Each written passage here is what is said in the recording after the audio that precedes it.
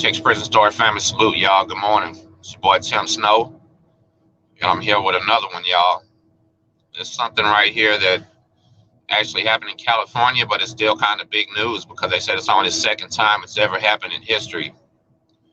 Only one other time have they caught one and done it to them. So I'm going to read it to you and let you see what happened, y'all. Sam V., a longtime member of the Mexican Mafia who had fallen out of favor with the prison gang, was shot to death over the weekend in Long Beach.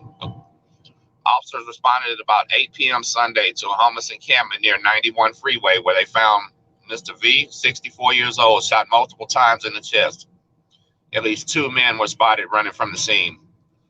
The police said the motive for the attack remained undetermined, but detectives were investigating as gang-related.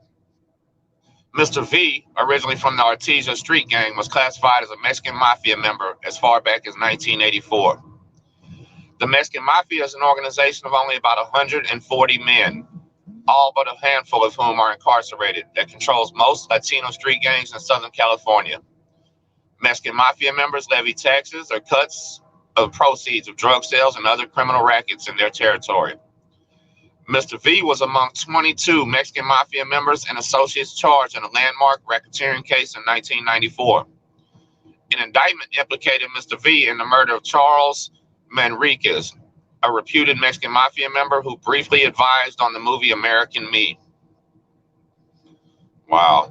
Senior members of the Mexican Mafia were rumored to have been angered by the film, which depicted the organization's rise, particularly by a scene that depicted a founding member being sodomized in juvenile. Manriquez was shot to death March 25, 1992, at Ramona Gardens Public Housing. Ana Bazarga, a paid consultant on the film, was also gunned down by masked men 2 months after his death. After being indicted, Mr. V remained a fugitive for 5 months before he was arrested at a motel in Bueno Park in 1995.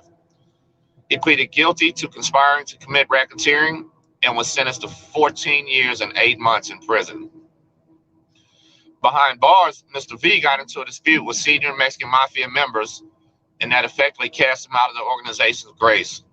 According to law enforcement officials, they're not allowed to fight. Mr. V assaulted James Rube Soto, a respected and aging member of the Mexican Mafia who is now in his late 80s. Inmates associated with the Mexican Mafia beat Mr. V, and he left prison with a target on his head. Mr. V was sent back to prison in 2014 and 2016 for violating terms of his release, and in January 2017, he was released from federal prison on this violation. Ramon Mendoza, the famous Mexican Mafia rat, said sooner or later someone's going to report back. Hey, guess who I saw? The guy is an open target, and that's what you call a lifetime contract. For a Mexican Mafia member ordering a dropout's death is like buying a soda pop, he said. It's nothing to tell a Sereno. You got a green light, go ahead and get them. Still, Mendoza said it was extremely rare for a dropout as former members of the Mexican Mafia are called to be killed. He could think of only one other, Anthony Dito Moreno, in 1995. In a small El Monte apartment, gunmen shot to death not just Moreno, but they also killed his sister and his 5-year-old daughter and 6-month-old son. Wow. So he joined in 84,